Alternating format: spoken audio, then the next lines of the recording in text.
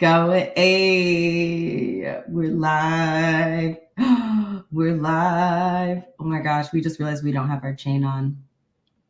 Oh, the signature chain. Y'all gotta have the signature chain. It's part of the brand now. Instead of the bow ties, y'all gotta have the chain now. Brand. It is actually the brand. We just got a new one because we left our chain in Houston, and our brother has that chain is gone. Yep. You know damn well we ain't getting that back. No, I also have siblings too, so like, yeah, it just when something happens, it's like, well, fine, that belongs to y'all now. Okay, right. That's between you and God because now it no longer belongs to me. So, yep. For us. For those of you who do not know who this cutie is, a fellow sufferer in Minneapolis alongside boy, literally just talking about how the weather went from 70 degrees one day to 17 degrees the next day. Or sorry, 60 degrees to 17 degrees. Disgusting. But anyhow, Nkechi, give us the chisme on you and who you are. Okay, well, first of all, I have trouble introducing myself because I don't know what to usually say. So we're just going to go with whatever. So yeah, hello, my name's Nkechi. My channel is City Girl Writer here on YouTube and also on my Instagram. That's pretty much like a usual social media handle that I just have. Talk about books. I like movies and TV shows, even though I haven't been watching a lot of it because I have other hobbies. I'm starting to get into crochet again. My like bullet journaling. Yeah, and I've been doing Blackathon. This is actually my second time participating in Blackathon, but this is because like my very first reading sprints were actually because of Blackathon. It really opened me up to do reading sprints. So here I am with second time. This is year 5 of Blackathon, and here I am with the host and creator of Blackathon. I mean, look at that, full circle, you know? It's basically a full circle.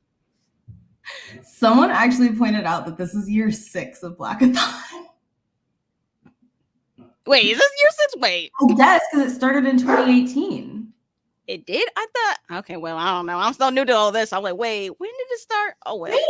Because yeah, but it was 2018. So I guess that makes this the 6th year. Oh, wait. 18, 19, 20, 21. I don't know. Something like that. Who cares? Whatever. 5 is a nice number, but yeah, about it being next year and that being year 7 is wild. It's just wild behavior. We're glad that you're here, and it's so nice, like, to be able to see your cute little face again because we haven't seen each other in person in a minute. Oh yeah, it has. Yeah, I haven't seen y'all since April last year. Has it been almost a year? That's right, because it was. Oh, Kasha, the adorable baby.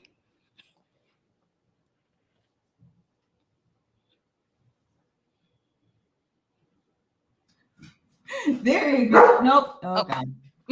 You got him. He's dead. Nope. Yep. You killed him. It's okay. Okay. She seems well. She's doing great. All right. She just had surgery, for those who don't know. So she's cooped up in the house because she can't run because her stitches will rip open. And she also struggles with doing long walks because of her like severe anxiety. So we've been trying to exercise her in the yard and in the house without running.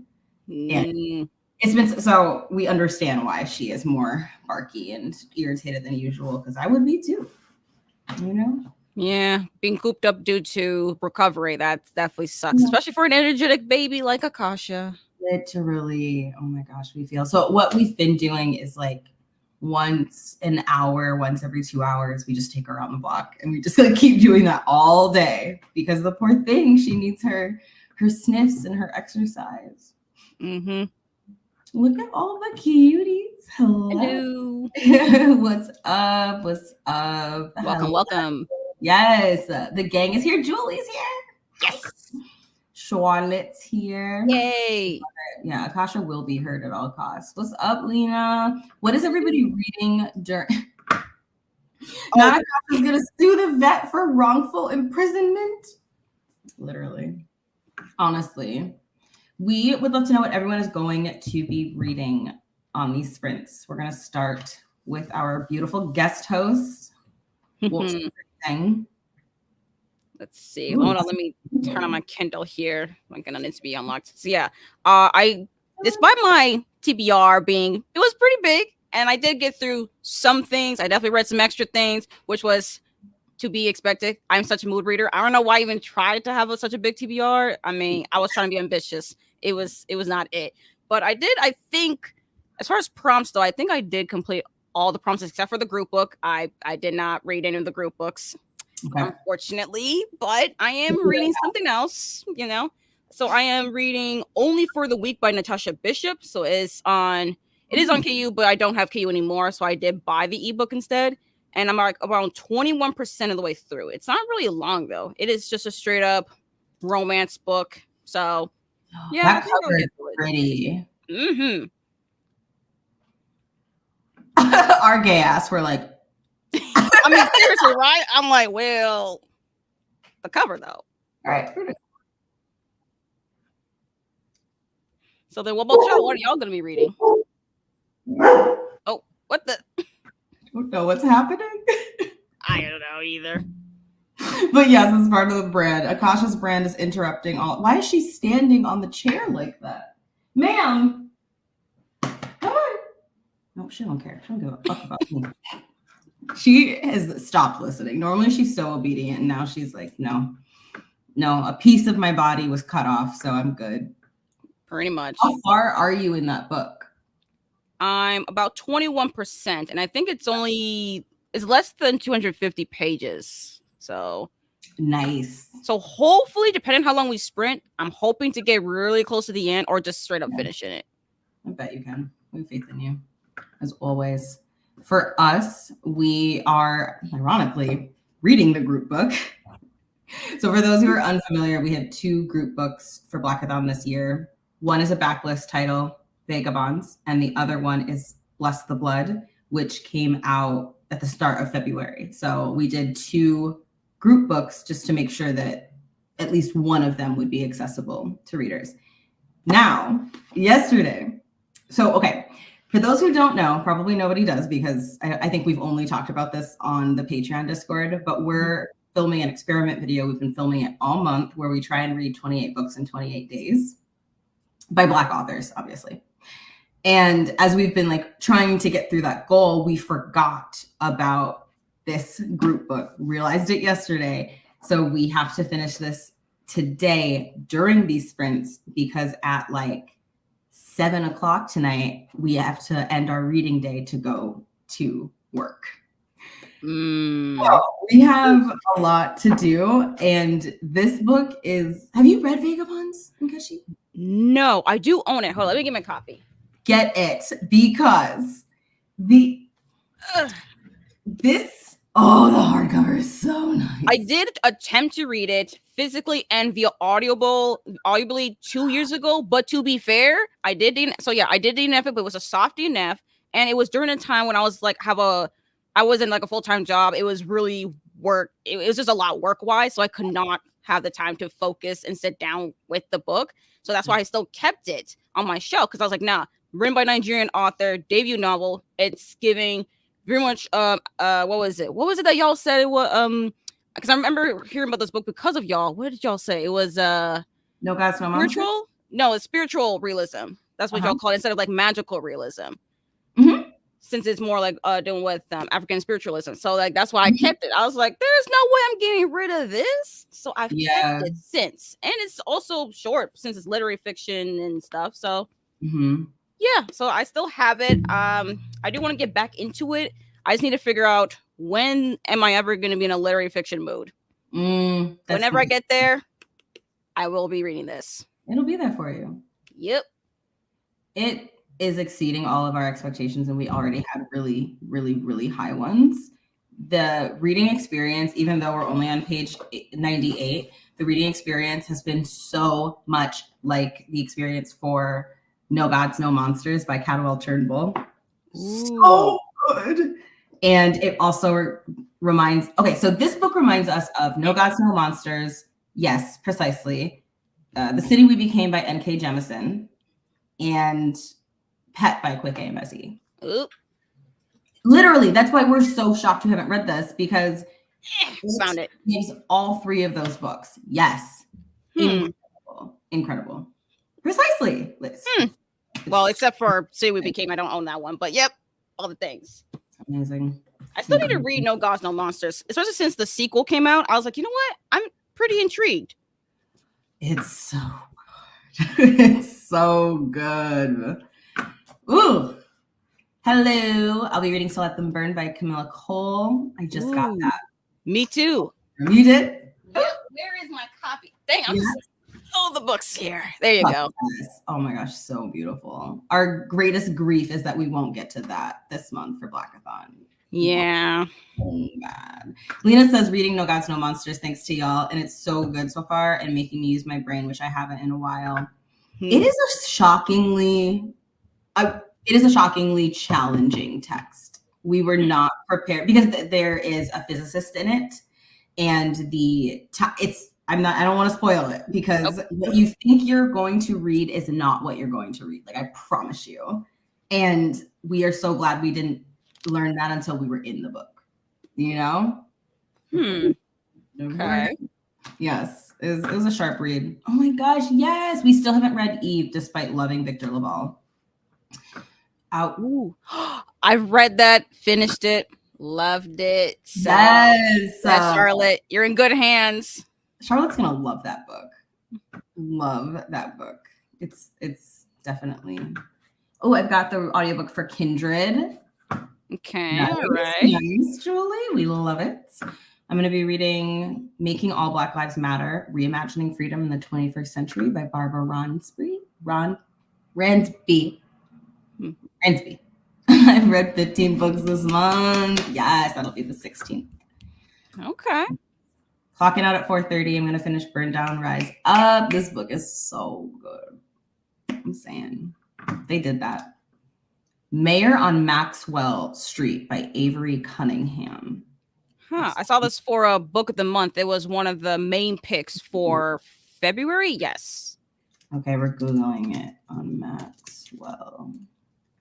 I think it's historical fiction, 1920s. Ooh. Okay. Ooh, and it's set in Chicago. Yes. Ooh, tries to balance his connection to the Chicago underworld despite his desperate yearning for the refinement and protection of I don't know. When a rich Black debutante enlists the help of a low-level speakeasy manager to identify the head of an underground crime syndicate, the two are thrust into the dangerous world of Prohibition-era Chicago. Ooh, okay. Now this sounds even more interesting. Maybe I should have this at March. Maybe I should have that as an add-on. Fuck yes. Do it so that we can read it after you. Okay. Okay, why not? Might as well. So good. I love Only for the Week. Rome is my book husband. I've seen a little bit of him. I'm like, I can see it. Ooh, Dylan's finishing All These Sunken Souls and Tender Beasts. Okay, all right. All right. That is a regret that we won't get to Tender Beasts this month, but next month it's because March, our TBR is still going to be predominantly Black. We just have too many anticipated Black reads that we're like, I must have it. Yes, reading Vagabonds, last book on the TBR. Here we go. There we go. How far are you, Kat? Master of Poisons by Andrea Harrison. Please. Huh? Oh, I was about to say, I've heard about this book, but I've never read it or never read anything from this author. But it has intrigued me based on the cover. It's such a scary book. Scary? Scary like how? How will y'all rate the scariness? By scary, we mean we're intimidated. It's not horror. But when we tried to read that book, we were like, are we not as smart as we think we are? Like, it was so confused. We've never been more confused. And that's typically the reason why people put it down, is because they're confused. So Zach, I'm counting on you to finish this book and explain to me what the fuck is going on, because we didn't get it. Confusing book, y'all say. I have read a couple confusing books. I shall try. Let's see what we got here at the Kindle. And it's funny because I really enjoy being confused in a book, but there hits a point where we get fatigued because we're like, okay, now it's not cute anymore. Now we want, and we just weren't grasping it, weren't comprehending it, and then we got frustrated and put it down. But this was like 3 years ago, so now is a perfect time for us to revisit the text. Hopefully, we're smarter now. Maybe it's not really on smart. It's more like patience, maybe, because maybe it's one of those confusing books that like you need to just be along with the ride until a certain point where everything starts clicking together. At least that's how I see a book that's confusing. Like the only way a confusing book works is if it's you just have to be there for along the ride, and hopefully maybe around halfway, or if latest, really, in my personal opinion, 75% of the way through, it all starts to come together. Or at least you see it come together halfway through, and then the other half, it starts to actually put it together and stuff instead of being confusing the entire time. Otherwise, I feel like that's kind of like a failure, maybe question mark failure, if it's that confusing that you just don't get it the entire time. Sure. And we didn't stick with it long enough to judge, like, you know, whether or not the author had like communicated or written out the book in an accessible format. Right. We got frustrated, but we absolutely hear you. That's a really good point. James by Percival Everett. Ooh, it's an arc. So, okay. And it's released next month. Okay, well, now I want to look it up. While we're looking this up, tell us how long that y'all want to sprint for. What should the length of our first sprint be? I feel like a solid 45 will work. Oh, what did y'all just see? Sorry. I'm sorry. Because y'all just said, ooh, I was like, wait a minute, hold up, y'all. What are y'all seeing? Now I'm too curious to know.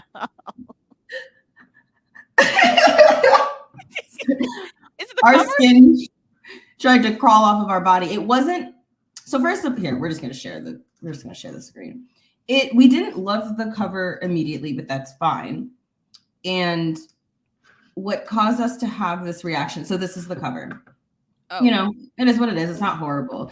But right. What caused us to have the reaction was seeing this, a brilliant action-packed reimagining of the adventures of Huckleberry Finn. And that was just like our brains like, ew, because when Huckleberry Finn was an understandably traumatic thing for us to read, like we were forced to pronounce the N-word in a classroom full of white children. And the teacher wanted us to read the book and always picked on us to read the book, even though we were violently, clearly uncomfortable. So like even thinking about Huckleberry Finn, we clearly to this day still have that reaction.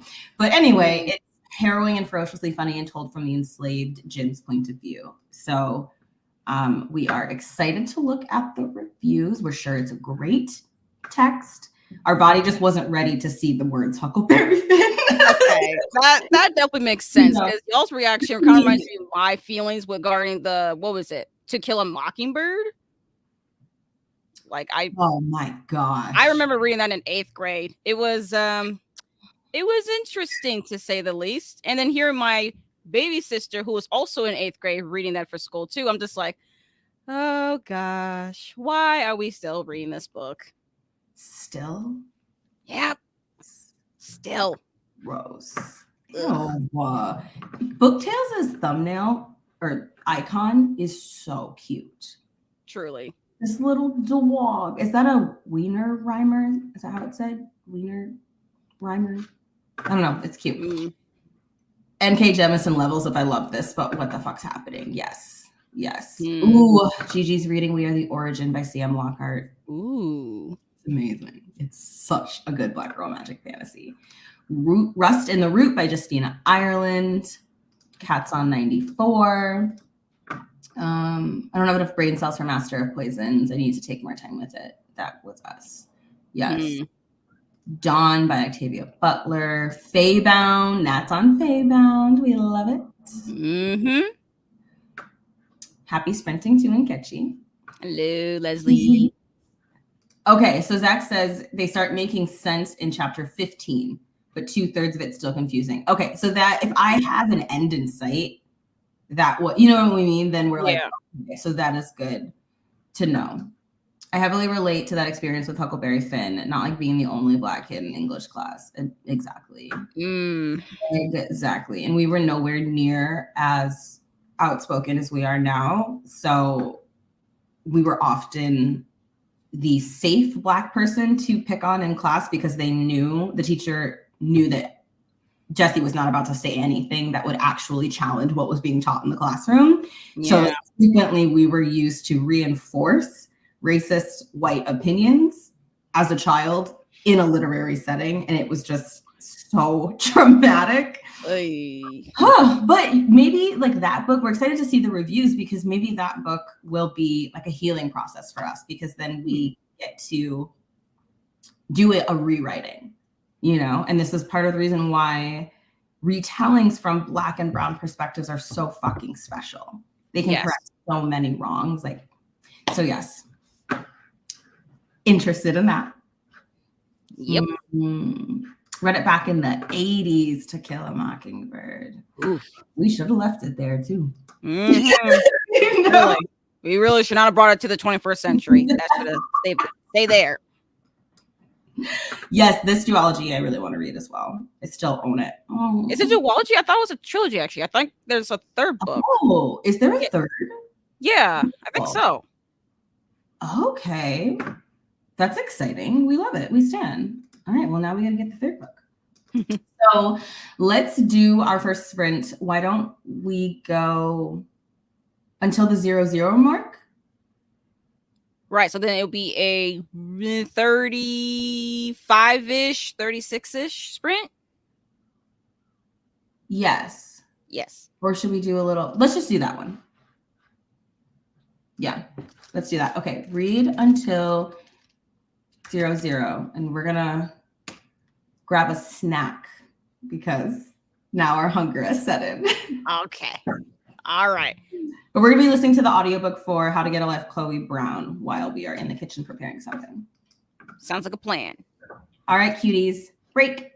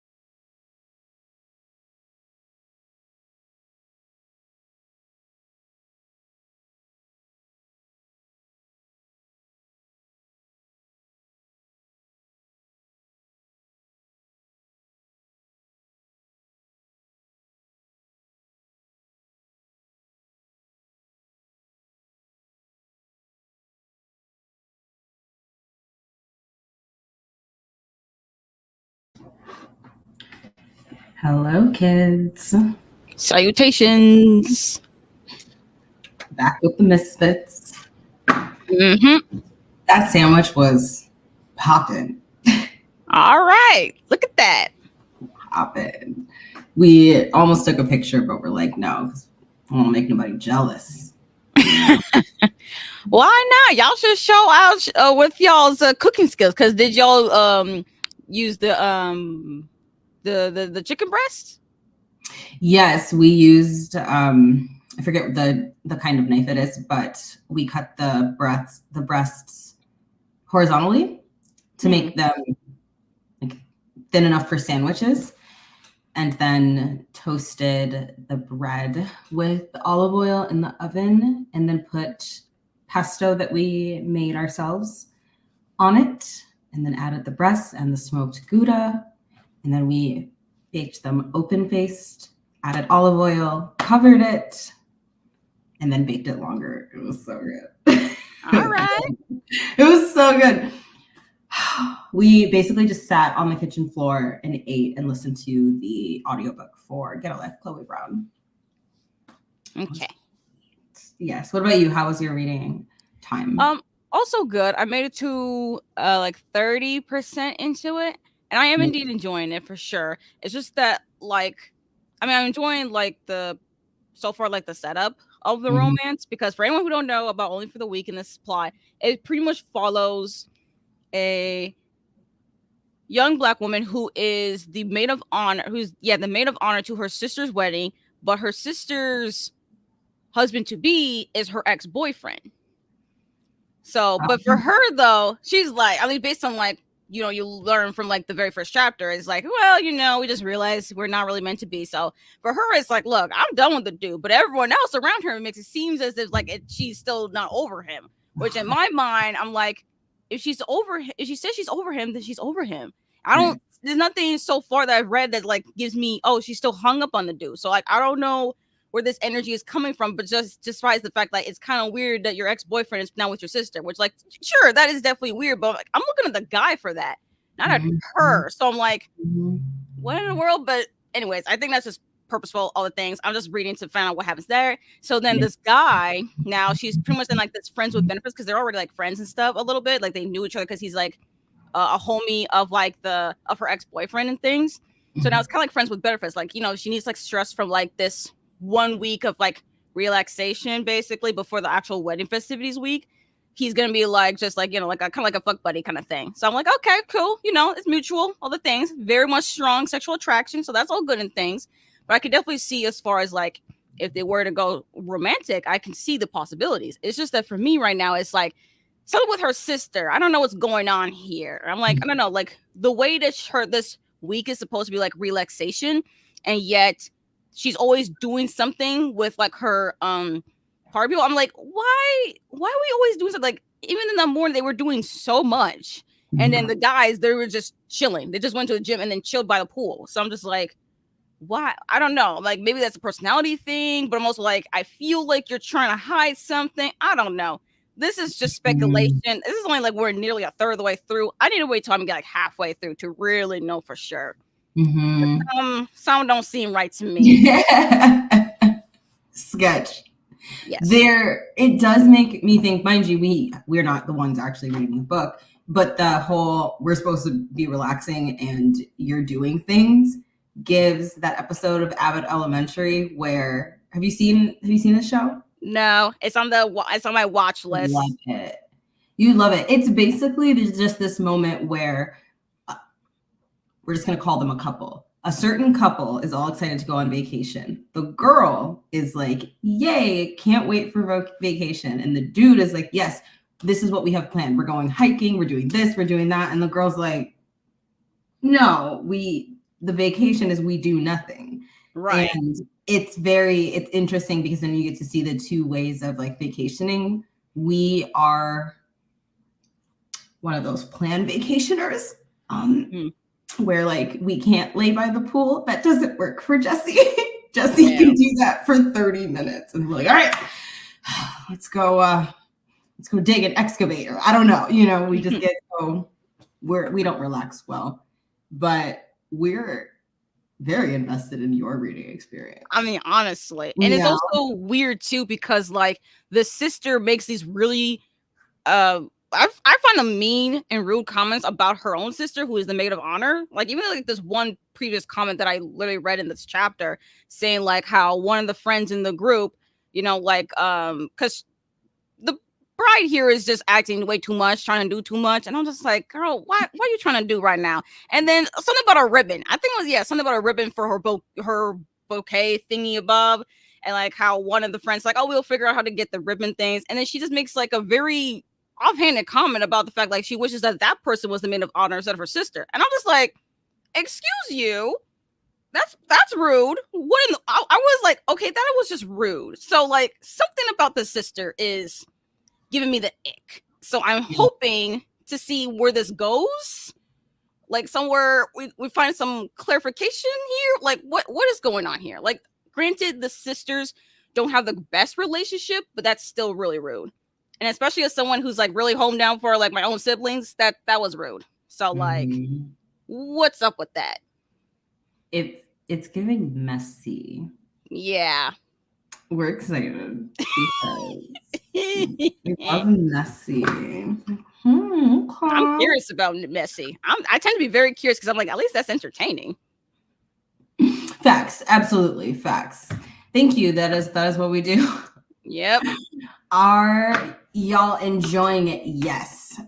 So we started Chloe Brown, I think it's 2 years ago, and went back in the audiobook. So what we're reading right now, we've already read, and it's just a refresher. Right now, we are at the point where Red and Chloe are going camping. So they're camping now. And we were very, very nervous about going into this very beloved book because, as you have said, we don't always do romance. But we have learned that the romances that we like, and it's so embarrassing to say this. Okay. 9 times out of 10, we can only get into a romance if one of the characters is a lot like us. And Red, I don't remember where y'all mentioned this, but I remember y'all talking about this. And I do find it quite interesting though. It's so weird. I don't think it's weird though. I think the reason why it's weird is because we're not like that with any other genre. Like we do not care if we relate to a character or can see ourselves, or like those things are just bonus in any time we pick up a book. But if it's a romance specifically, like we have to be able to see ourselves, or else it does nothing.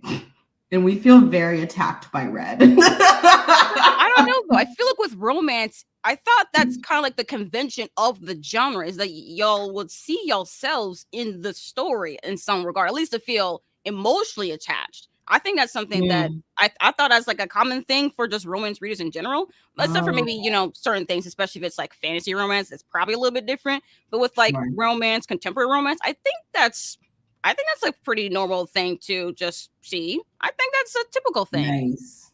Well, that is good to know. That makes us feel less like the world.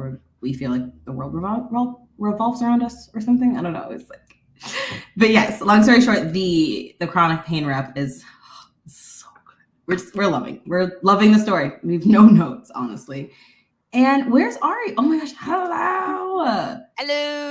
So glad y'all are here. We have missed y'all's divine presence. Wait, what? Ooh. What's a PP and J? Peanut pepper and jelly. Yeah. Peanut pepper and jelly. All right. Yep. Second scene with the dragon and one of my reading. Also joined back in the live as y'all were talking about slicing breasts. No.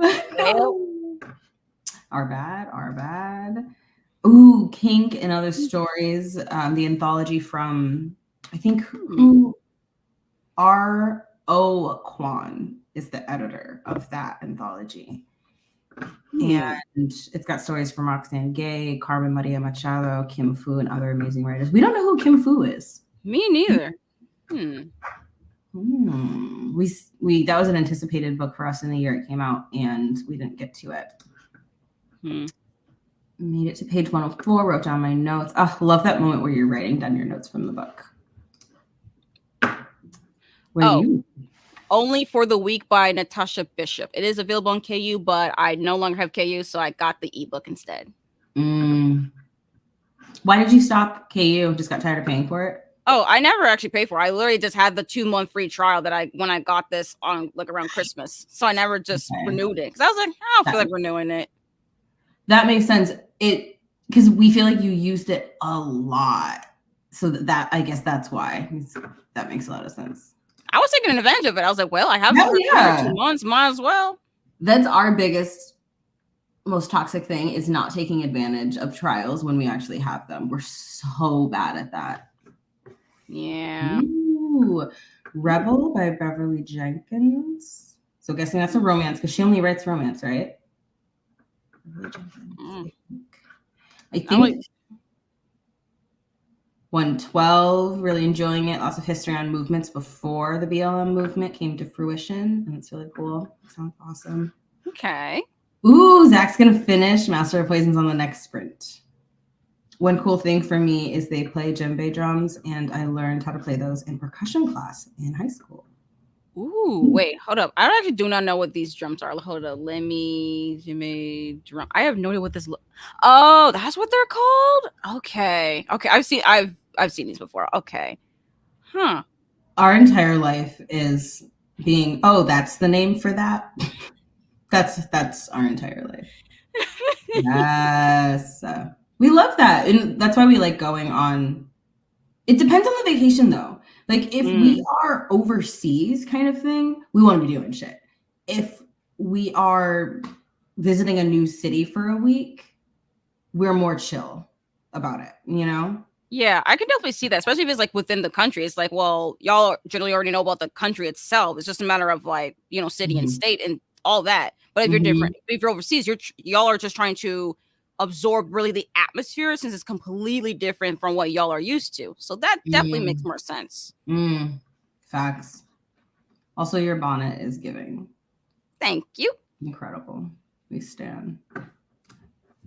I lay by pool. I need to be left by pool.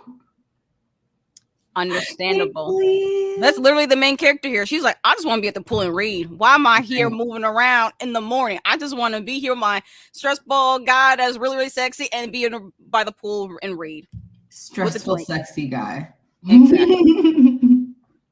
That's completely fair. Yes, definitely a messy family dynamic. Bookstores and photosynthesis.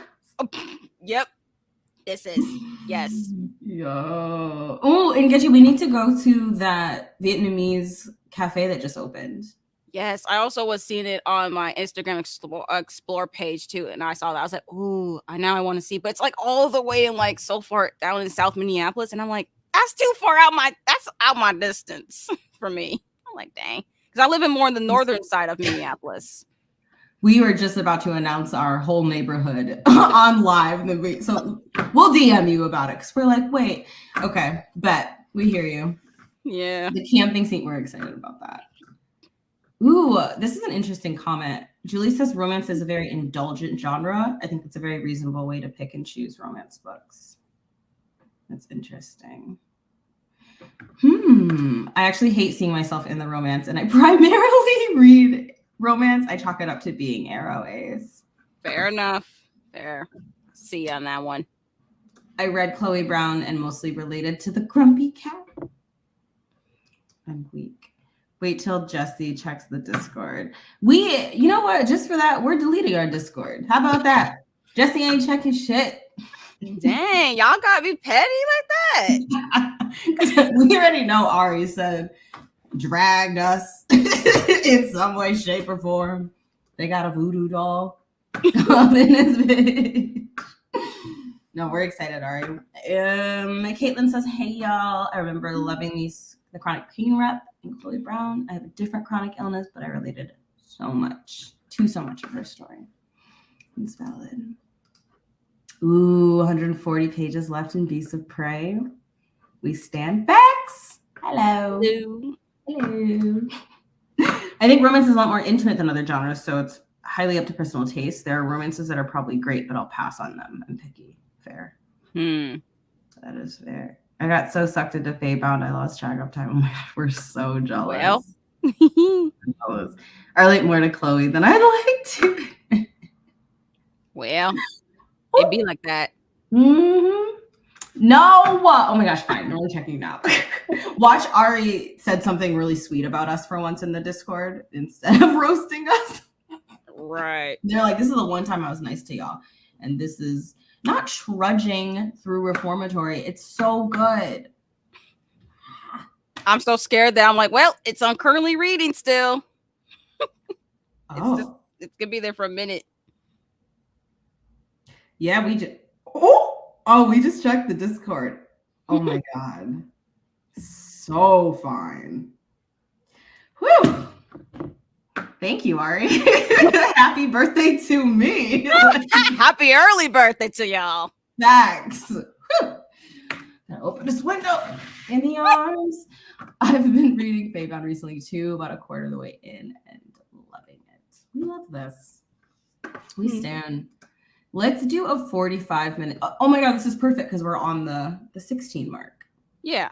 Yeah. So yes.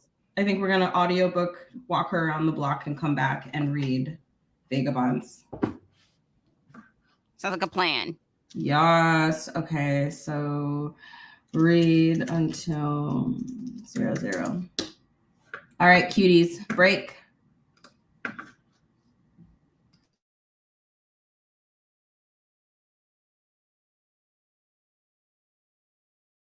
Wait, do you guys want to see something really funny?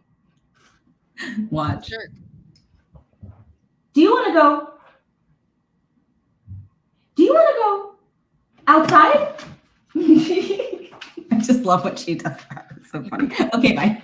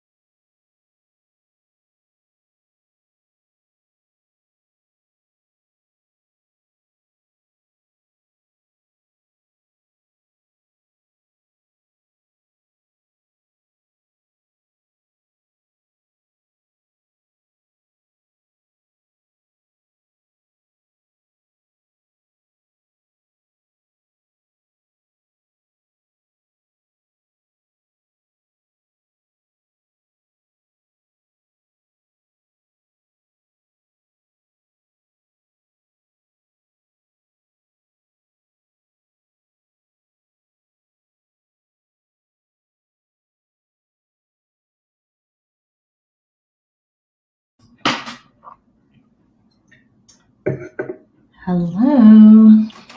Salutations. Vagabonds is so good.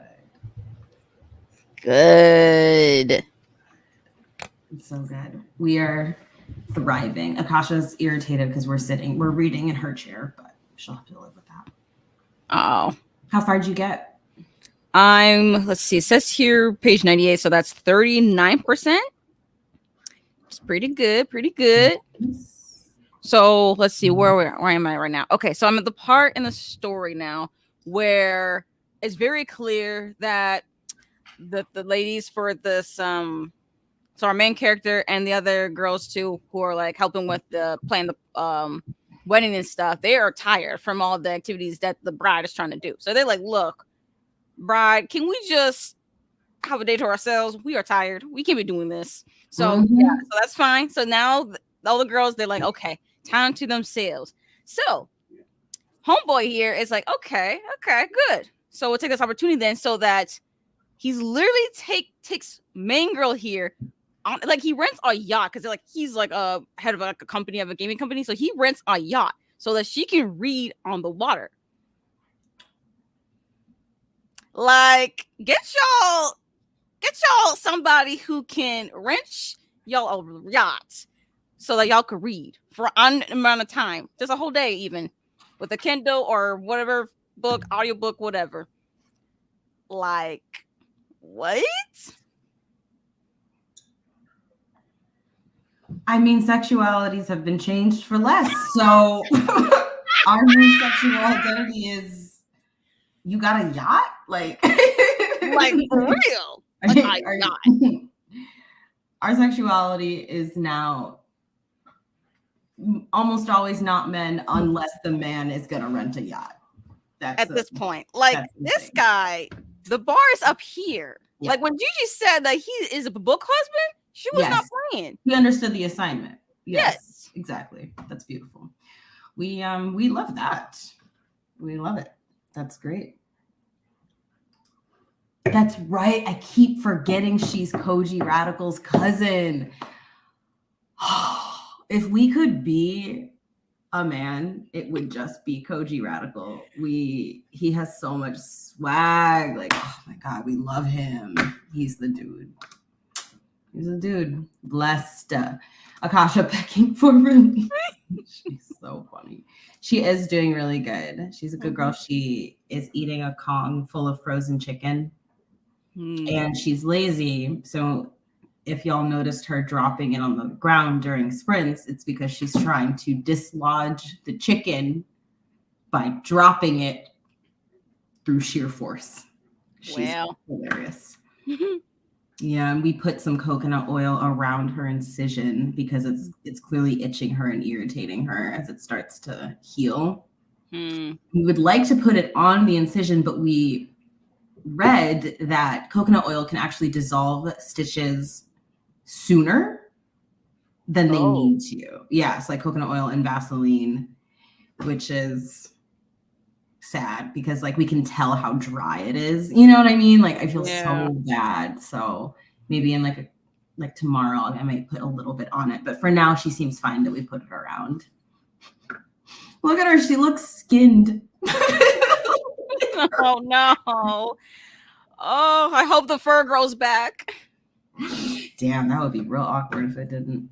Yep. But I mean, I read it, chapter 17 of Reformatory, the second book I've read this month that references the Green Book, the first being The Scent of Burnt Flowers by Blitz Basule. I have been dying to read The Scent of Burnt Flowers, and we have it. So. Never heard of this book. And also the Green Book. I don't even know what the Green Book is.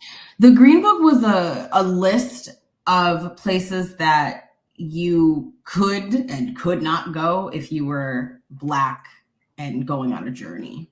So it was like I think it's called like the Negro Motorist Green Book.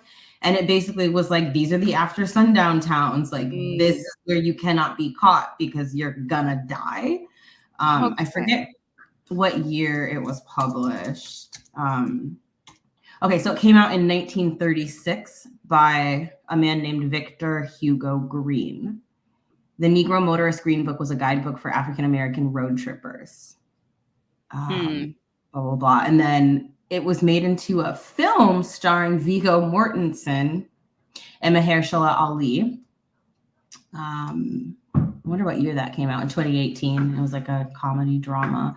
What's interesting is I'm trying to remember if it's the Reformatory or in the Get Out screenplay, but I think it might have been the Reformatory. Tananarive writes about how years ago she had pitched this film. She had pitched, a studio was trying to purchase the rights for, I want to say, the My Soul to Keep series. Yes. Oh, yeah, the African Immortals. Yes, the African Immortals series. And she was all excited. They were in the room getting ready to greenlight this film. And then they said, but do the main characters have to be Black? And she was like, it's set in Africa, my dude. So the title of the series is called African Immortals. And they wanted to make it with white protagonists. Ew. Wild, right? Absolutely wild. Ew. So just seeing that movie Viggo Mortensen was starring in it, or even co-starring, is just so odd to us. But that's Hollywood. You know what I mean? Like, it's wild. The audacity. Like, do not let them make a biopic of our life.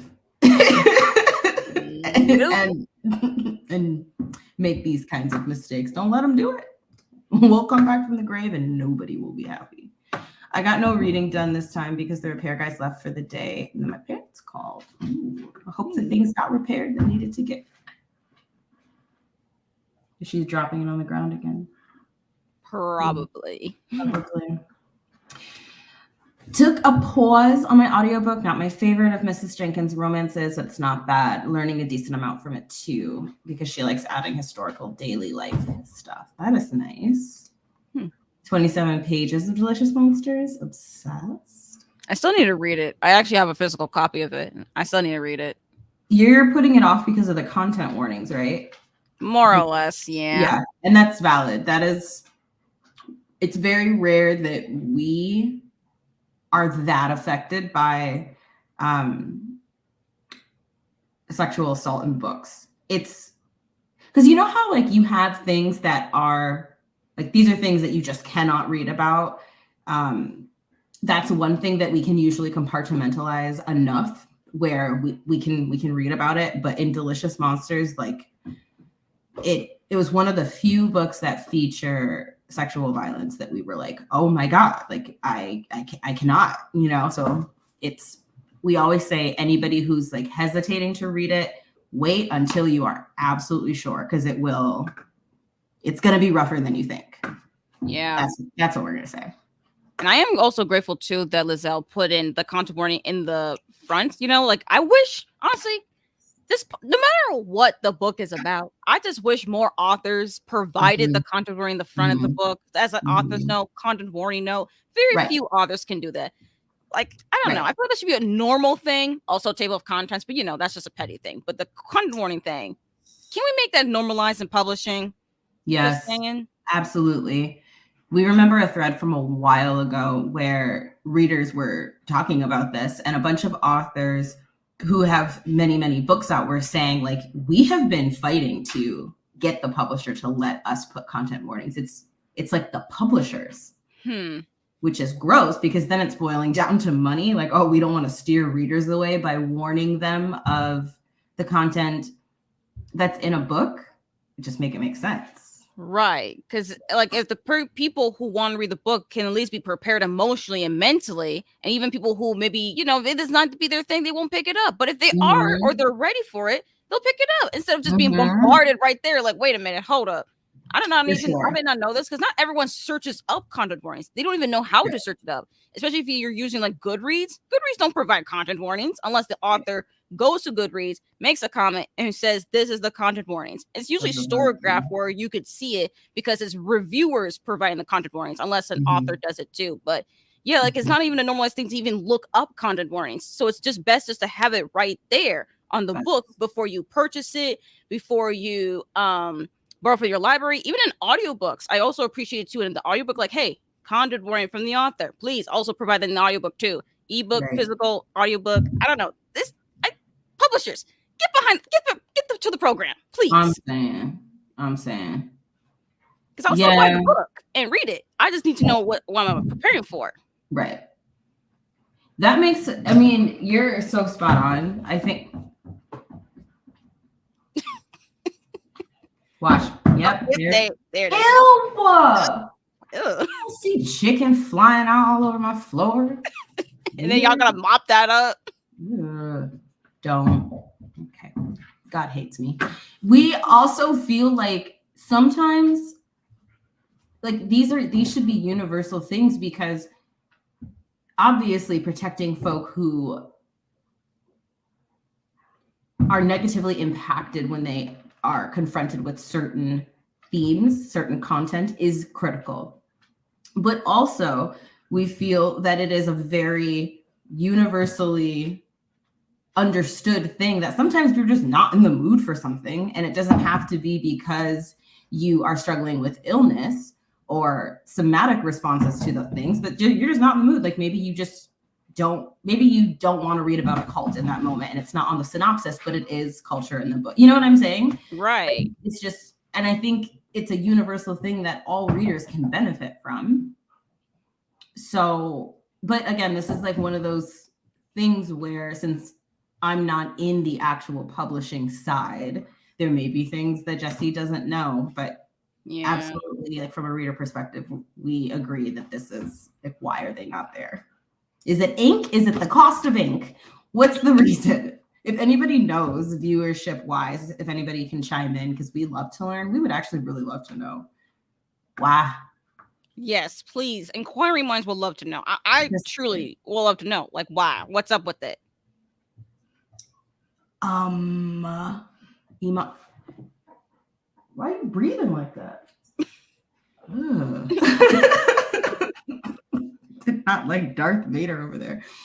Imani, we are so jealous. Have you seen the cover for The Black Girl Survives in this one? Oh my gosh, yeah. We're just gonna pull it up real quick. Right. I'm not even familiar with the title, honestly.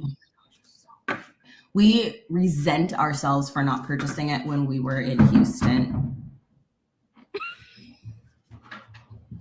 It just looks like she's dropping a rock on y'all's floor.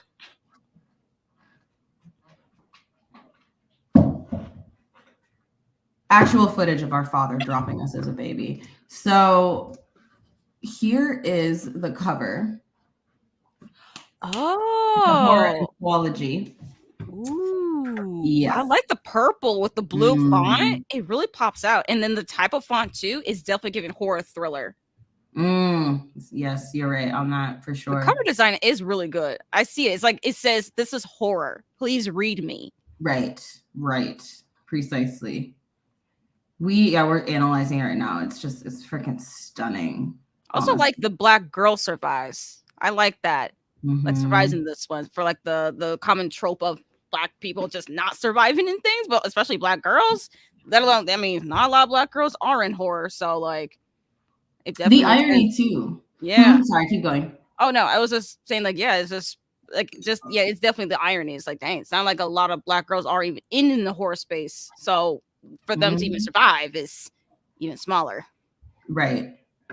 There was, I think we want to say it's Lamar Giles who did an anthology where only non-Black people die.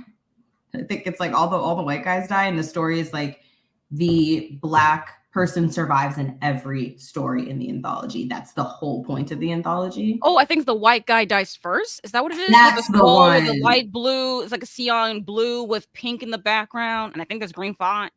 Yes. Oh yeah, I was kind of right. You were so right. You were so right. Okay, so excuse us. Lamar Giles has a story in it, but the collection is edited by Terry J. Benton Walker. The author of Blood Depths. Yes. I did not know he edited an anthology. Okay. Yeah. When does that release actually? Is it out already? We just talked about this. Blood Depths? No, The White Guy Dies First. Oh, I think it. Wait, when is that release? Oh, it's a summer release. Huh. July 16th of this year. We were literally we filmed another episode in the Book Buzz and horror movie news series that we have. We filmed that yesterday, and I think we talk about it. Okay. Yeah. So excited. All the Black Horror. Do you know about Jamada Hill? Not really. Emil. Jamada Emil is a Black, we think we're almost certain that this author is also queer, but a Black male author who's writing YA Black horror. And we need to see more love put on Jamada's name because, like, this is the author of The Black Queen. Oh, okay. Right. And then also came out with In the Dark. And then there's another horror story by the same author. Or maybe it's just these two. But yeah. It's another author that we really want to read who's writing. This was a mistake. Okay, comments. Show You No Mercy by Kay Powell. I haven't heard of this one. Have you? Not really. That sounds good. Somebody give us the chisme on it. Chapter 20. Yes. Yacht sexual. Okay, I can't do it. No. Thank you. This was so fun. Yes. Thank you. Oh, goodbye. Wow. We're going to see you later. It was a good girl. Have something else instead.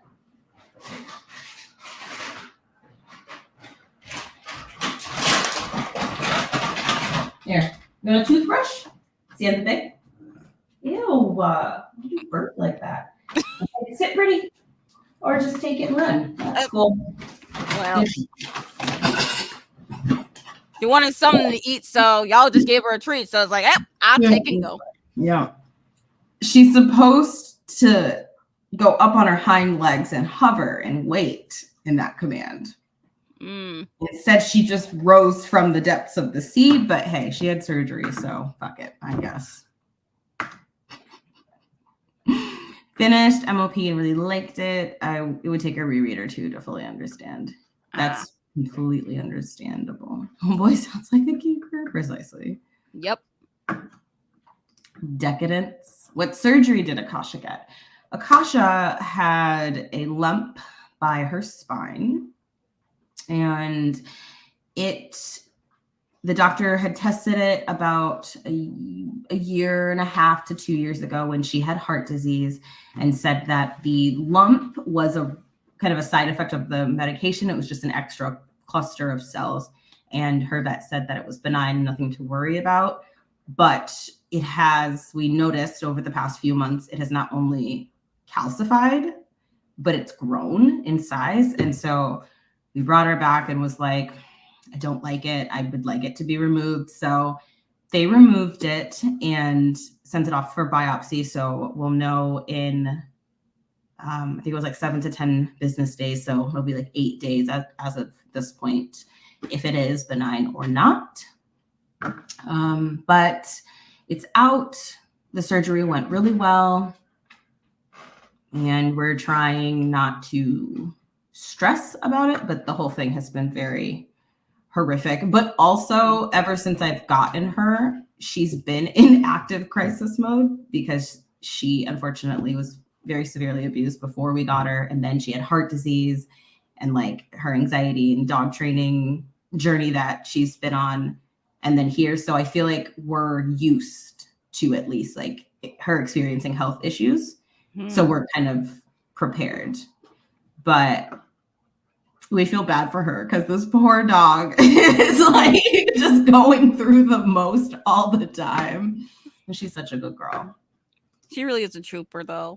She is a trooper. Like, she's so good. And she's been doing so good with dog training. And the academy that she's working with, it's been wonderful.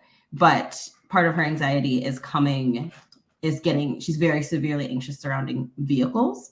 And now her last car ride was a traumatic event because it ended in surgery.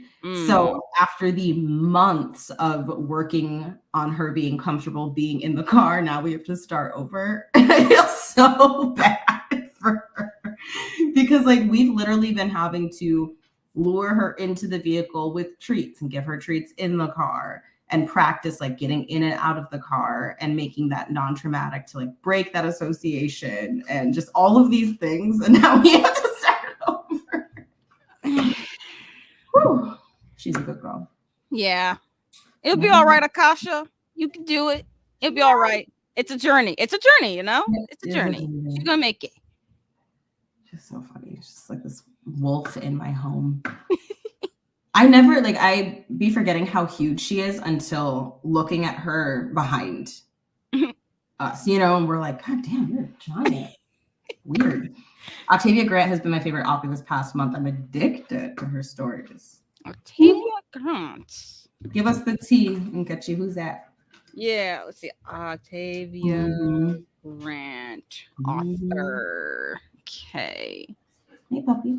Where? Okay, so she has an Instagram. Okay, cool. Instagram, creative writer.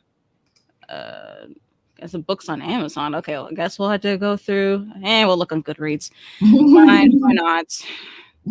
Oh yeah, there's like 30 books according to Goodreads. Ooh, and they look good. They are pretty highly rated, actually. Like around like a 4-star, at least 4.5, 4.25. Oh, snap. Right. I was like, what the? Yeah, they are all highly rated. They're not a lot of ratings, but they are highly rated. So like, sounds like a hidden gem under a rock. Hidden gem, possibly. At least based on average rating. But I have no idea. That's a really, really good average rating. It's a really, really good average. So, it won Best Picture at the Oscars. Of course. The Oscars love Black trauma stories, especially if they are about Black people who are already dead. Like, yeah. America and the gold screen loves romanticizing dead Black struggles so that we cannot focus on the fact that those struggles are still here. But we're also sure the film's great. Yeah. Yes. Ooh, nice. Okay. Yes. Also adds to TBR then. I was like, oh, thank you. I mean, anytime a book has controversies in the front, I said, oh, TBR. I must read now. Absolutely. Content warnings are a way to take risks in your book while still keeping your readers safe. We love that. We love that so much. Front of the books are so nice. I've read so many of them with my triggers that I didn't know had them and ended up with bad anxiety for the rest of the day. Facts. It's never a fun thing. Sometimes having the forewarning, I feel like helps soften the blow for me personally, as opposed to being taken by surprise. Not always, but sometimes. Valid. Yeah. There was this feminist book I was reading and found it hard to read the sexist treatment of the author. Felt bad for pausing, but think the author will understand. We think so too. Yes. You know? Oh, yum, Chinese food. She is hilarious. Oh my gosh, she's so dramatic. Get your chicken. Honestly, Charlotte. Precisely. Like, yes. Fucking thing. Yes. What were we talking about? White Guy Dice. Yes. We're sure that's already on y'all's radar, though. Maybe. If not, we'll drop tea in the Discord too. More about it. But that's right up y'all's alley. The biggest argument I've seen against content warnings is that they're somehow spoilery. There could be no other reasons, but I don't know.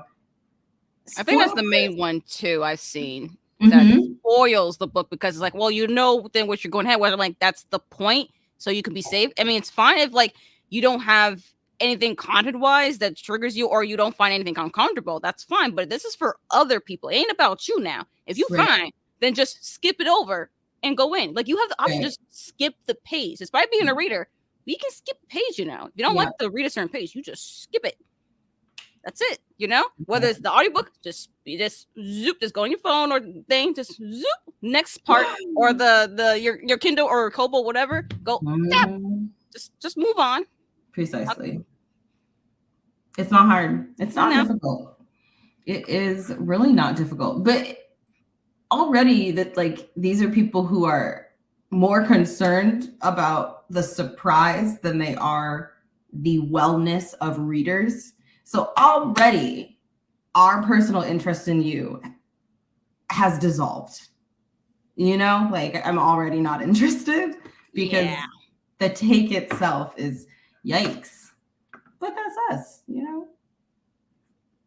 Honestly, and if let's say it's sexual assault, for example. Right.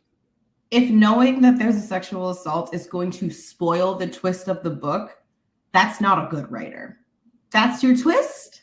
I don't know, man. I don't know. It's giving not a great writer, but no. Oh my god. Oh my god, this book is so good. Bones of Ruin is so good. And where are y'all? Have you read it, Nkechi? No. I think it's in my library though. I think my library, my local branch has it, but you can also borrow our copy if you'd like. Sorry, we just realized our girlfriend still hasn't given that book back. Whoops. Text her ass right now. Where's my book? It's been months. Oh dear. That threw us off for a second. I was like, wait a second. Because we read it audibly because, you know, our physical copy was not in the house. Yep. Until that speaks the truth. Ooh, go off, Zach. I'm saying. I was so pissed when the Green Book won and it was all white men accepting the Oscar. Mahershala was wrong. Wait. He didn't win. And I'm sorry. Hold up. Okay, so the awards that it won was Best Film Editing, Best Picture, Best Supporting Actor, Best Original Screenplay, and Best Actor. Some critics faulted Green Book for offering a white character played by Viggo Mortensen as the main protagonist in a film about discrimination against Black people.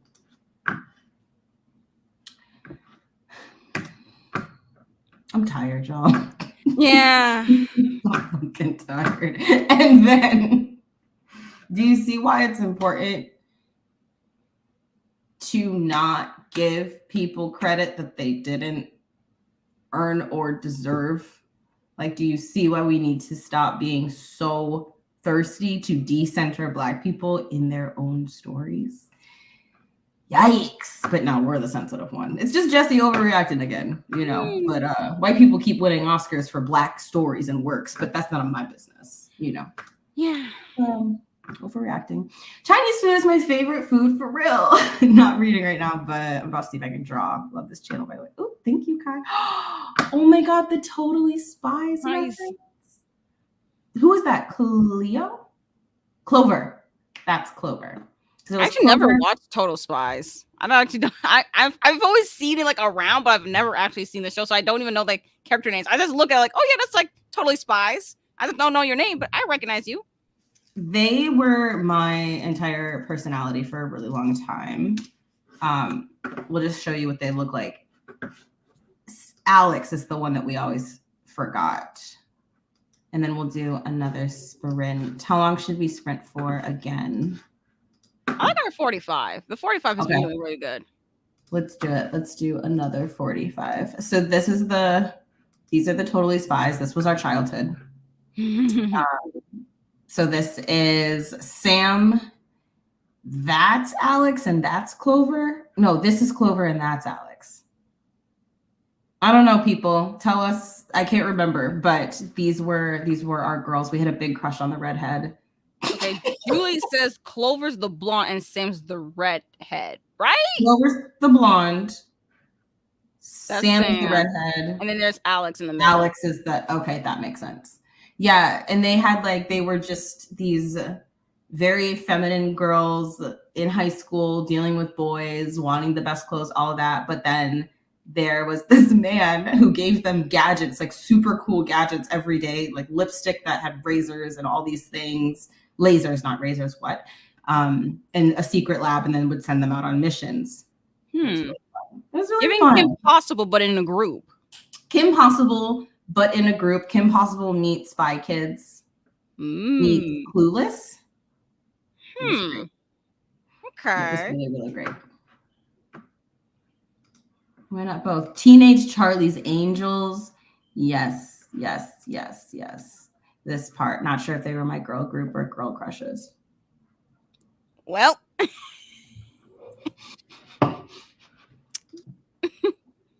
Maybe we should. We'll put it up on Patreon and see if that would be a good group, because I don't think we've read an anthology for our Patreon yet.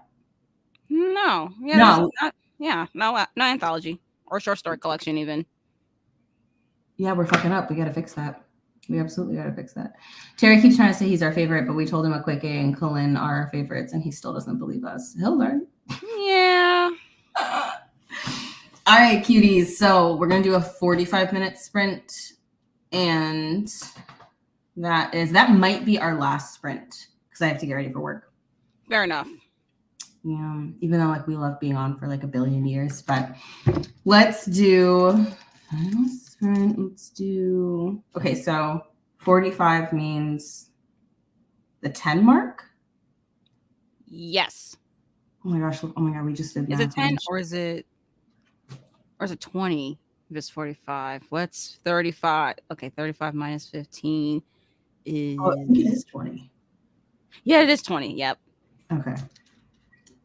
Yeah, and then they'll give us time then to talk, and then y'all can leave for work and other things. Yep.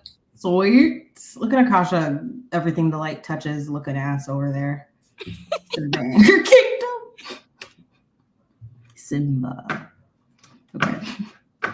Bye, cuties.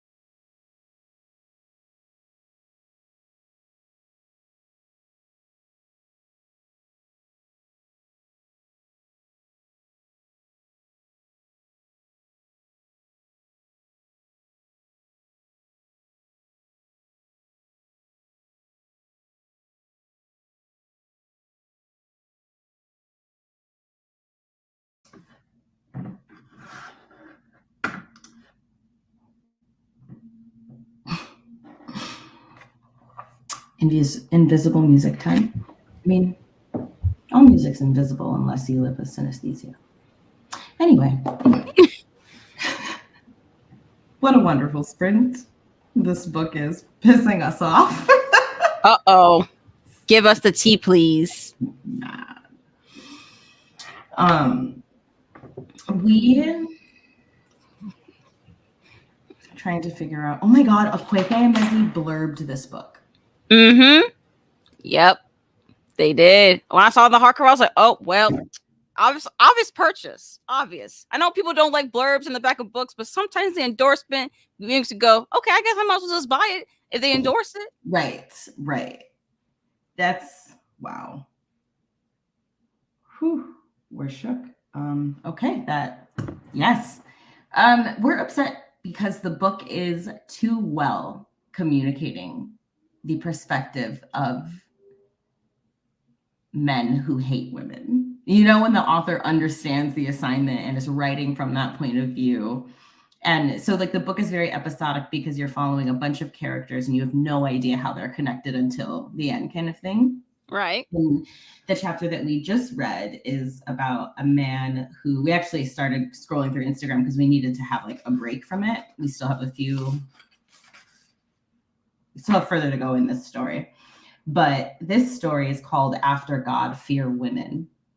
And in it, the first sentence says, while Mr. Osagi slept, his wife Maria lay in chains at the foot of the bed. And that's how it starts. And then it goes into like his psychology. And it talks a lot about the teaching of, how do we say this? The culture of teaching Black religious men that women's place is in subjugation at their feet. That's a very, like, as you know, Nkechi, that's a very specific teaching, you know? Yeah. And like, since we have family trauma surrounding that specifically, it's like, it's really hard to read it. But because this author is brilliant, you know he's going to get what he deserves. And the wife, like, you know the wife is going to get, but it's like, we're getting so angry. And there's a part where the narrator says to him basically like, it must be boring to be mad alone. And we love that. The writing of like about the silencing of girls and how this author describes the inclination to harm women and girls as the itch, and how that is taught to boys as an itch you have to scratch as they're young. And at first they're like, well, I don't like how scratching the itch sometimes hurt not just me, but the people I care about. But then it says he did like the praise that followed, though. He liked that it made him feel like a small god. And then showing how that gratification is what leads boys to stop questioning their violence until it's too late. No. Yes, exactly. So it's like, yes. This book is right here. I'm like, you know, that's kind of tempting, but I'm also just like, I feel like this book is going to crawl through my skin, reaching my Nigerian, my Igbo spirit, just be like, I must. And I'm like, oh no, I don't know if I'm ready. Am I ready for this? I don't know yet, but you are here. So like, clearly I want to, I'm scared. I am scared, peoples, but it's here. Precisely. Oh my gosh. Yeah, we feel all of that in our chests and Nkechi. It's like,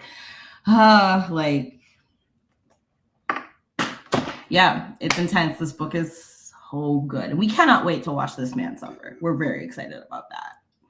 But it's and what we love about reading books like this is that it allows us to work through and touch parts of ourselves that we didn't realize we were scared to look at. And there is in this book, it wasn't in this particular chapter, but in another one, it talks about this mother who said something to herself like, I never thought to imagine having a boy child with long hair, for example. And it made us think about how part of the reason why we're so obsessed, and by we mean men that choose to reinforce these dynamics, why they're so obsessed with not letting other men and boys' hair be long and standing out or looking pretty in any way, is because that to be pretty is to be deserving of affection. And then we have to acknowledge that boys need affection too, if they look anything resembling femininity.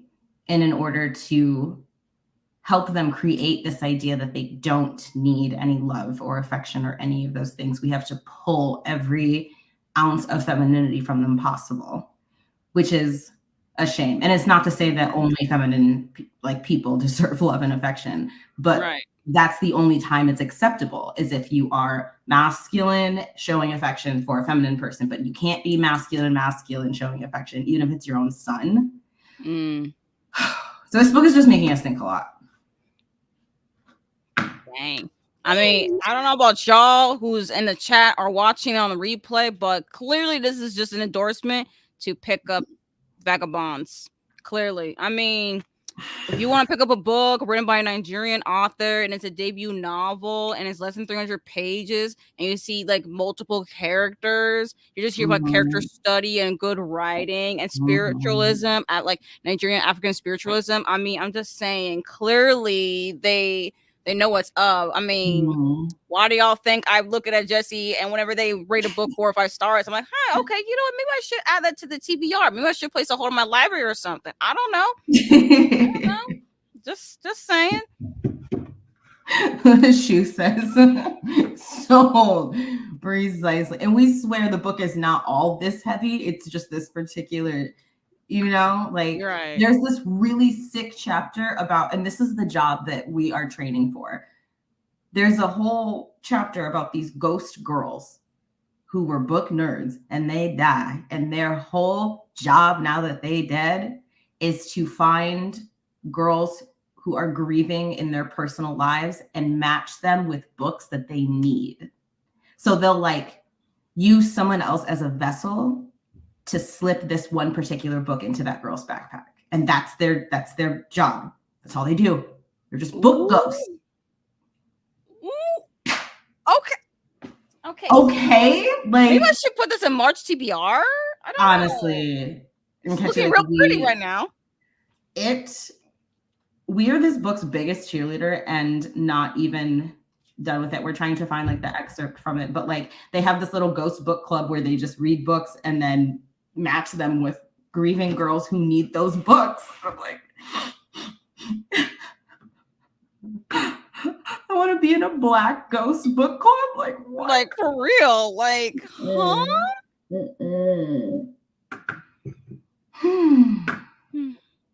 Powerful. Truly. Okay.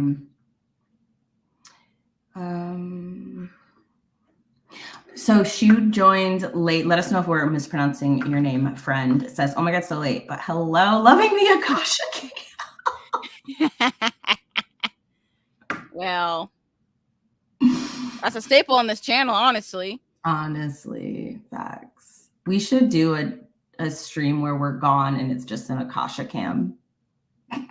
What my dog's doing. Julie says, I love that Stitch is watching us while Nkechi is gone. Oh yeah, whenever I leave, I just put this nice Stitch pillow. Stitch is one of my favorite animated characters. I was like, you know what? Let me just put him right here while I'm gone. So something to entertain y'all with on screen. You are very much Stitch. Why have we never thought of that before? I'm yes, that is precisely Nkechi. Charlotte left us like our father. Melissa also left us, not unlike our father. Cat's on page 151. Exciting. 2 more chapters of Feybound and ate dinner. Ooh, what was dinner? Give us the tea. Finished The Black Girl Survives. Ooh, what did you rate it, Imani? Started Like Thunder by Nettie. The sequel to Shadow Speaker, which I think it was a republished version of that original novel, because I think there was a version of it, and I think now this is a republished version, and then because it was a standalone, and now it's been republished into a duology, so that's the sequel to that. Oh, wow. Look at Mhm. this. Excellent. Oh my gosh. Nettie's amazing. We love her so much. Yes, I need to read more of her adult works because I have read all the Insipidity script series. I even own all the books, but I need to read more of her adult stuff though. When is the 4th book in the Insipidity scripts out? I have no idea. I've been waiting. There's several years in between each of these books. So I'm just like, at this point, I'm just waiting till like 2026, 2027 or something. That's my guess, anyways. I have no idea when book 4 is coming. Okay, so according to risingshadow.net, it says the upcoming 4th book in the Insipidity scripts series has a release date of 2024. Say what now? Huh? Where's even the title? Where's the title? Exactly. So that's why we're like, grain of salt, because look at what we're seeing. Because we don't know if this is trustworthy. Oh, yeah. You know? Yeah. Amazon pre-order, check availability. So, okay, yeah, that's not a thing. That's nah. Like a Nitty or like Dr. Okorfa would have given us a title if that were even remotely true. fair. Yeah. We don't even have a title. Mm-hmm. Absolutely. True that. Samantha says, hello, hoping to read and finish Nana tonight. It's been on my TBR for so long. Oh my gosh. Did you read Nana? No, but I've been hearing about it because of Bree though. So I'm like, you know what? Maybe I will. Maybe I'll read it for Blackoween. Yeah, in October. We would love ideas for Queer Blackathon this year. Because we're doing Blackathon differently this year. We're doing Queer Blackathon as we have been doing, but we also are going to do British Blackathon. This is our first announcement. So we're going to be like, technically hosting it, but the actual hosts are just going to be British Black readers, Right. So we're excited about that. Wait, when is Black History Month in the UK? We think it's September. Huh. Either September or August month, but we're going to be finding British Black booktubers to do what they want with it and run with it. But for Queer Blackathon this year, we really want to do something like extra special, but we don't know yet. Anyway, we started thinking about it because since we didn't do teams this year for Blackathon like we normally do, maybe we'll do teams like a queer Black thriller team, or I don't know. But Nana was really good. We enjoyed it a lot. It was very disturbing. John abandoned us. Good night. Night. I'm glad you came. Dylan finished All These Sunken Souls and got to chapter 5 of Tender Beasts. And y'all, if messy families are your thing in books, y'all gonna have a great time. Oh. I mean, based on the synopsis, it did seem like it could be something a little bit messy. Yes. I'm excited to find out why this little boy needs to be taken care of. Because we were like assassinated, or what do we mean by take care of Dom? Care of. Right. Did you guys ever see that? Sorry, our phone's ringing. Really, what is it? Did you ever see that TikTok or whatever where it's God in a beard, in a long beard, and he says, "Hey," talking to an angel, and he goes, "Hey, did you take care of the dinosaurs?" And the person's like, "Yeah, you said to make them meteor." And God, it switches to God, and he goes, "I said to make them meteor." And the other person's like, "I made them a meteor," and killed the dinosaur. You haven't seen this? No, I have not seen the TikTok, but like just hearing it sounds really entertaining though. Oh my gosh. I'm going to make everybody sad right now. Oh no. No, we had to suffer, so do all of you. Well, we have such a sick sense of humor. Is everybody ready for sadness? Here we go. That's Jesse Ruins Things. That's the name of this channel now.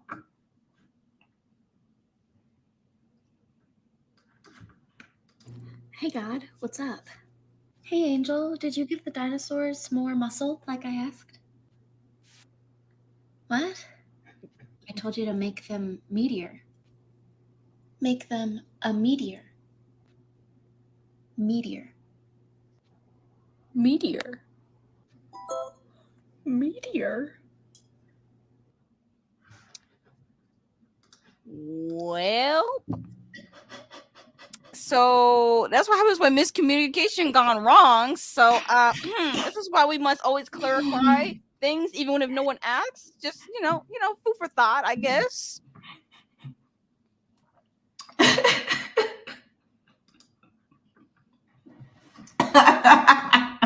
It's still funny.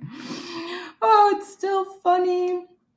Nat's thinking of putting vagabonds on the March TBR. Everyone's just traumatized and adding vagabonds. It's so good.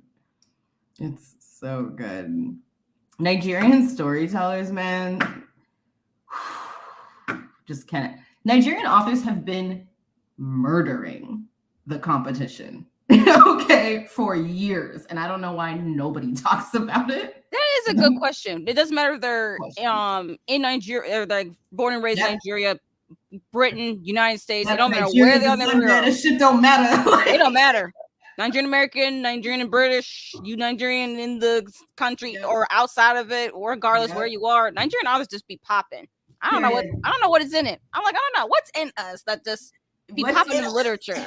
I don't know. Nkechi, what's the recipe? Like, what's in the land? I don't know. I've never been. I've just been here. I need to go there. I need to go there. Excellence. There was a line that we read really recently in Vagabonds where they were just talking about Nigerians and how Nigerians walk with swag in their neck and in their legs and in their chests. And I'm like, I don't really know what you're talking about, but I feel it in my body. Because, it truly is that kind of swag. There's a certain confidence being like yes, I know who I am. That's just how I is. And that's how we roll. And I'm like, I wish I had that kind of confidence. I need to get there. Because if I get to that kind of confidence, you can't tell me nothing. No one could tell me anything if I get to that level of confidence as a true Nigerian. I'll get there though. I'll get there. Just watch, y'all. Also, we feel that there's so many different ways to move with confidence. And if your confidence just looks like I don't necessarily need to take up space in that way, but if you come correct. Just because I feel like even when we met you, we were like, wow, this is an undeniable human being. Like, you just have a presence about you that, yes, may be quieter than other people's presences, but it is no less formidable. But that's just us. But thanks, y'all. Appreciate it. That's what friends are for.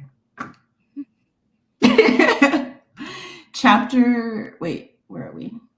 Yes, we all need that job. The ghost girl book chapter job. We're all applying for that. Chapters start at 79 in my version. Oh, okay, gotcha. Spaghetti pomodoro, my go-to dinner these days. Oh my gosh, Nat, please cook for us one day. Please. Please. I would like to try your food as well. Oh my God, literally. The descriptions of the food that this person puts in the Discord fills us with hunger and jealousy. Mateo Manuel says, I'm rating a character that's based on my origins, which is someone who has African roots due to his father and has Italian roots from his grandmother's side of the family and planning revenge. Love a revenge story. Okay. All right. Ooh. Oh. Ooh.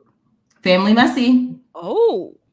This is an MXM as well. What's that? I think men loving men or something. Oh, I see. We've never seen it that way. That makes me neither. Yeah, I think that's what it is. Love it. So excited. Africa Risen. Oh my gosh, we wanted to read that. Yeah, I also wanted to read it, but it's such a long anthology. I'm like, I don't know, y'all. Maybe we should have split this up. It's kind of long for an anthology. It's like over 500 pages. What? Yeah, that's why there's like 32 short stories, because there's a complete through 500, a little bit over 500 pages. I think it's 532. I mean, I don't know. I might be making up this number, but it seems about right. It's a very long anthology, and I'm like, could we split this up into two parts, maybe 3? Because that's a lot, especially 32. That's kind of a lot for 500 something pages. That is a lot. That is a long anthology. I mean, I've seen it, and it was sadder than my resume. We're dead. I've listened to a podcast where they talk about how Nigerians are extremely dramatic and poetic in speech, and that immediately made me want a long list of books by Nigerian authors. Mm-hmm. Especially if you like go by tribe as well. It's a very interesting cadence to it. It doesn't even matter if the Nigerian author is, because like if none of y'all know, like Nigeria consists of like so many ethnic groups, but the main ones are Yoruba, Igbo, which is my tribe, Hausa, and then Fulani. So I think a lot of the Nigerian authors who are published in the West are usually Yoruba or Igbo. And I think based on the author's name alone, I think the author is Yoruba specifically. Mm-hmm. And I know for Akwekemezi, they are Igbo. So it's always just interesting to me when I just read things from a Nigerian author and I'm like, okay, so which tribal group are you? Because then like there's certain decadence I noticed from certain Yoruba authors versus Igbo authors. I'm like, this is interesting. I find it very, very interesting, which is why I always love reading books by Nigerian authors. So I'm like, there's something about us that's just so entertaining. Something different for me also, but it's also entertaining. And we stand, honestly. It's by far not the same thing, but makes us think of Southern Black writers. Oh, yeah. We can tell almost instantly if the writer is Southern. Yes. If they are Black, instantly. Like it's just, you know what I mean? They have, you just know. Oh, yeah. We're glad that you brought up the various, that Nigeria is very much not one monolithic society, because what we have noticed from our readings of Nigerian authors within the last few years is that just by unintentional, the books that we're picking up usually are by Igbo Nigerian authors. And we're wondering if that's mainly because of gatekeeping and publishing. You know what I mean? And maybe that's why these books are more accessible. Yeah. But you bringing that up makes us remember that we've been meaning to very intentionally search out Nigerian authors who are not only Igbo, because we, to our knowledge, have never read any work from somebody who is Fulani or Hausa, and we would really like to. Me too, honestly. I think based on, because honestly, I also searched it out since I've never been to Nigeria, but I am aware of the fact there are, because I had to search it up. It's like, is it just one or whatever? And I did search it up, and I think Hausa and Fulani are usually from like the northern part of Nigeria. And I don't know if there's a lot. I mean, there probably are a lot of like Hausa, Fulani authors and writers, but they might just, I don't know if they're getting a lot of deals in the West, but a lot of Yoruba and Igbo people, they tend to travel to the West, even get education in the West. So it makes sense in how their stories are being published in the West. But as far as Hausa and Fulani, I'm not really sure, honestly. I'm not sure about those ethnic groups or even our smaller ethnic groups either. And I don't know, some Nigerian authors are open about which ethnic group they're from, some are not. So it's like, sometimes you have to dig to know, and some just say what they are. Or if you're Nigerian, you're just aware of the ethnic groups, you could probably guess by name. Because I'm only guessing for this author, honestly. Generally speaking, I don't generally know, but it's kind of a guess. But yeah, it's always interesting, honestly. I'm like, I want to know about the other ethnic groups, but I'm in the West, and I'm like, I don't have access to these other books. There probably are more in Nigeria itself, but I don't know. It's hard to get it over here. That makes, we hear you. We just started looking up Elagosa's like about section. Yeah. And it's very long. So we were like, you know what? We're going to look into this another time just to see if there was like a quick answer, but interesting. Their bio is so fascinating. Incredible. It's 510 pages on my copy.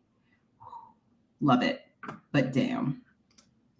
Yes, precisely. We think a large, we think also that it speaks to how, not that Nigerians have never suffered colonization, because that's absolutely not true, but it does speak to what you can do when you know where you come from, when you never had to lose your tongue. Even if you did lose it and you know what I mean? Like you had a journey, but like if you have that base, like there's so many Black Americans who have absolutely no idea. And it's so present, I think, that pride in Nigerian storytelling in part is like, y'all know. And that knowing is so fucking powerful. And look what Black people can do with that knowing. Yeah. It's amazing. just can't believe Blackathon is ending. Why don't you today? I'm like, dang. It's been such an intense Blackathon for us since we're doing this like 28 books in 28 days challenge. And just like seeing the wealth of stories, the wealth of perspectives within Black communities that have nothing to do with our own, and noticing, reckoning with how small we are in the context of Blackness as a whole is just such a beautiful fucking thing. And we love it every single time. So before we forget, we want to say that it means so much to us that y'all continue to show up for Blackathon, that you came to do sprints with us in Nkechi, and that this readathon has brought so many of us together and also connected us to books that we might not have picked up when we did. It just means a lot. So thank you. Well, thanks y'all for even creating the readathon as a whole, honestly, because I mean, sure, like the idea is like, you know, in Black History Month, you read books written by Black authors, so you read whatever books for whoever, for heritage or whatever. But like creating an actual readathon for the entire month is, I mean, it definitely takes a lot of work to like come up with the theme and the prompts and with the Instagram challenge and, you know, having a place of sprints. So honestly, we should be thanking y'all honestly for the idea and to continue to doing it no matter how many years it's been. We're not sure on how many years, you know, for all the time that y'all have been hosting it and creating it every year. We're here. All right. We're here. Thank you. That's kind of you to say. Let's see. Comments. I know that we really don't have to go to work tonight, but we do have to go get ready. Watch out. Court says this was a very fun month. Thank y'all for the sprint and hosting Blackathon once again. January doesn't need that many days. It should donate a couple to February. I mean, you could add an extra day here. It can live with 30 days, not 31. Facts. Thank y'all for putting, oh my gosh, the little penguin. Thank y'all for putting, wait, is it a penguin? Why is it blue? Are there blue penguins? Or is that a different kind of bird? I don't even know. Look at us. We're like, we're trying to figure this out. Look, there's a reason why I'm not an ornithologist, or whatever you call people who specialize in birds. Yeah. Oh, I wouldn't have picked up Home is Not a Country. So we didn't get to that book, and we really hate ourselves for it. The single tear. I know. We had one job, and we didn't. Yay! Thank you, Nat. No work. Thank you so much, Kai, for being here and present and what you added to the conversation. We appreciate. They're called fairy penguins. Oh, really? It must be really small because it looks so tiny. It does look tiny. It does look tiny and like glittery. Yeah. Toxic urge to look up this penguin instead of going here. Oh, thank you, Dylan. We appreciate you. Kat says the audiobook was really good. If you can get, oh man, that sounds so good. Love a good audiobook. They're real cute. They're the only ones we have in Australia. What? Wait, they're in Australia? Smallest penguin in the world. We're screaming. Oh. That's fucking hilarious. Is there anything you want to plug in, Nkechi, before we hop away?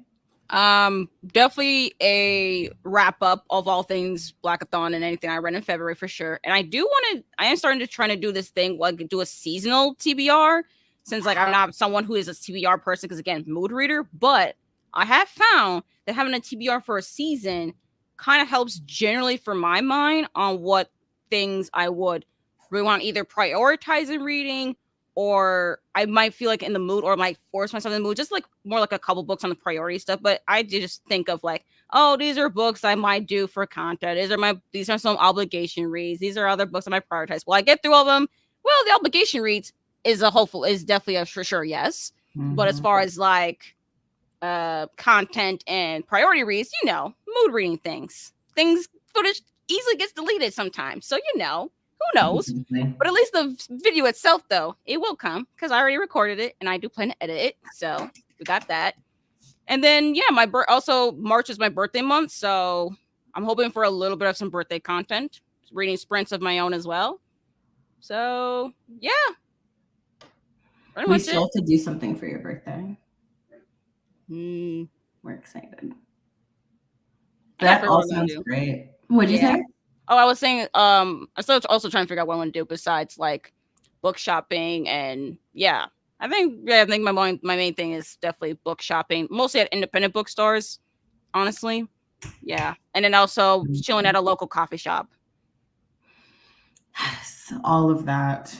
All of that. That sounds great. We definitely are going to be keeping an eye out for your wrap up and for that seasonal TBR because we really like seasonal TBRs, honestly, quite a bit. Yeah. Okay, cuties. Nkechi's info is down below. So obviously, go hang out with her. They're great. They're wonderful. And Stitch. Yes. So y'all will catch us on our channels. We'll talk to each other very soon. Thank you so much for